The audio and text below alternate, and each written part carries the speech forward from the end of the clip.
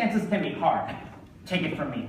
I failed at so many things in life that even just getting a U in Latin class was a great achievement. However, even with all our missteps and failures, we must still strive to take chances, or we will miss out on many opportunities for personal growth.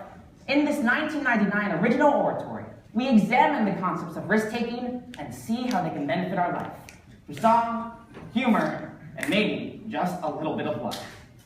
Hoo-ah, an original oratory by Josh Gad.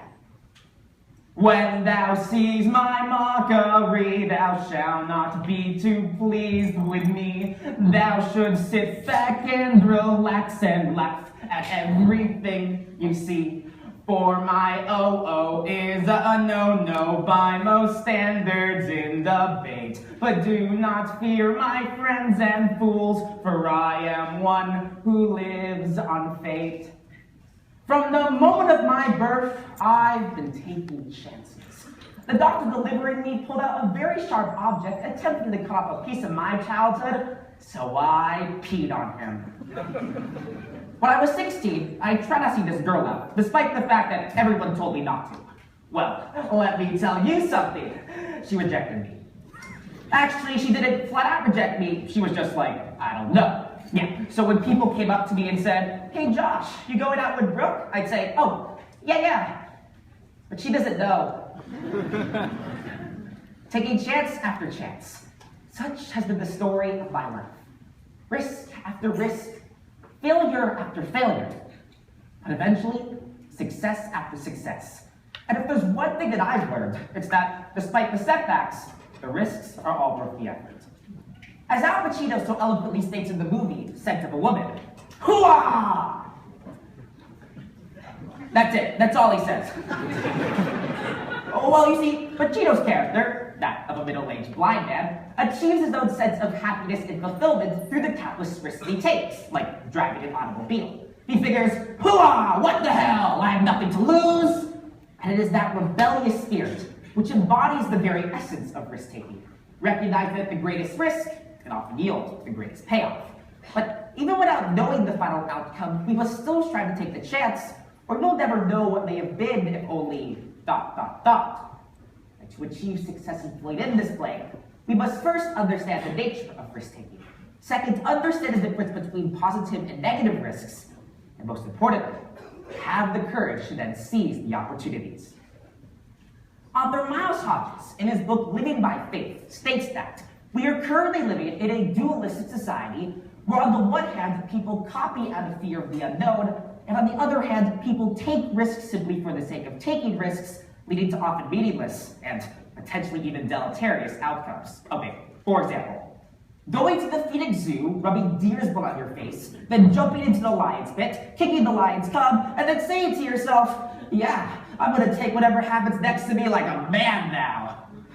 Well, sure, it's innovative, but obviously not a worthwhile risk, no. It is reconciling the inane with the more sane aspects of risk-taking that will enable us to take the risk and ultimately enjoy the payoff. Dr. Frances McDavid, author of Vicarious Living, raises a rather interesting point in her book concerning risk-taking. She found that people, get this, often don't take the ultimate risk because they are afraid of the final outcome. Thank you for the wonderful insight, Dr. McDavid. Oh, here's the title for your next book, Stating the Obvious, How I Make My Living. It is probably apparent to everyone in this auditorium that risks are indeed sometimes scary to take. Oh, but as McDavid so eloquently states, one cannot know the final outcome until one has taken the risk. Profound, isn't it? Well, I've often been confronted with my own share of risky ventures when the outcomes were anything but certain. At the beginning of this school year, my friend and I were trying to decide on a duo for competition on the national circuit. We wanted to be both funny and original. We ended up doing the Monica Lewinsky-Linda trip tapes. When I first told my friend about the idea, his initial reaction was one reminiscent of a dog getting neutered by a beautiful female nurse.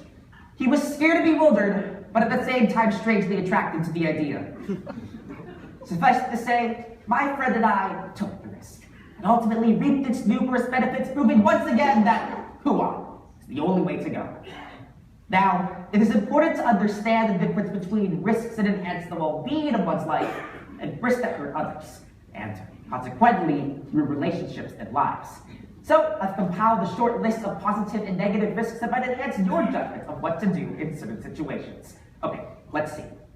Running up to Pope Francis, yelling, "Give me that," as he proceeds to remove his hat and give him a knuckle noogie, screaming, "Who's your daddy, Popa? Who's your daddy?"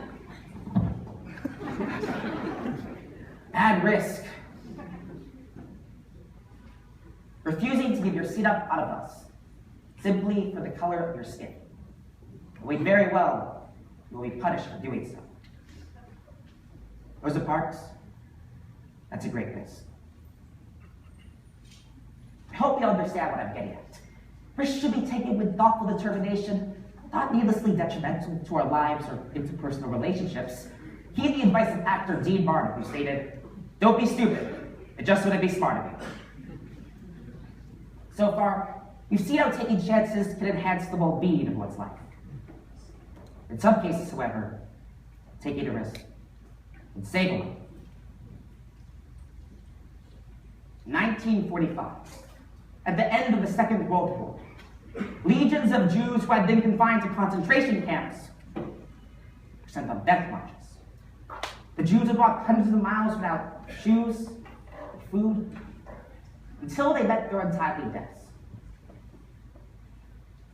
One such Jew, a 16-year-old girl by the name of Evelyn Greenblatt, walked that death march in the winter of 1945 to Czechoslovakia.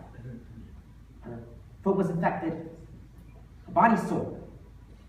Death seemed imminent. However, one day while marching with the others, Evelyn successfully escaped the guarded line and hid in the forest. Consequently, she escaped the fates of millions of other Jews and was eventually discovered by an American squadron from whom she received liberation. Evelyn Greenblatt, my grandmother, believed in herself enough to run away from the same people who had killed most of her family. To this day, that reminds me that she took that risk. Not only to save her own life, but primarily to prove that although the Nazis had killed most of her family, they could not kill all of her family. That although the Nazis had killed most of her people, they could not kill all of her people. Had she not taken that risk, I probably wouldn't be here today telling you her story, or any other story. For that I say, Hua Dad. Hua.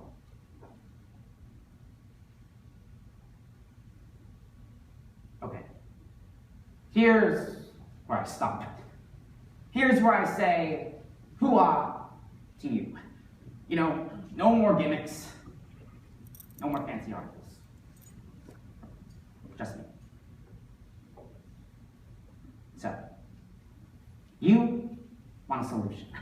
And as try as it may sound, you are the solution. Each one of us must make a decision to take a chance. Make a decision on the trivial issues of who to date, which forensics piece to perform, or the more important issues of fighting prejudice, believing in your dreams, or simply running away.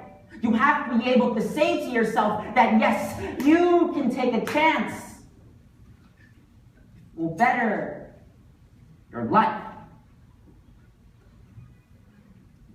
Because remember, the solution of risk-taking is not in our taking of the risk, but it is in the opportunities lie beyond it.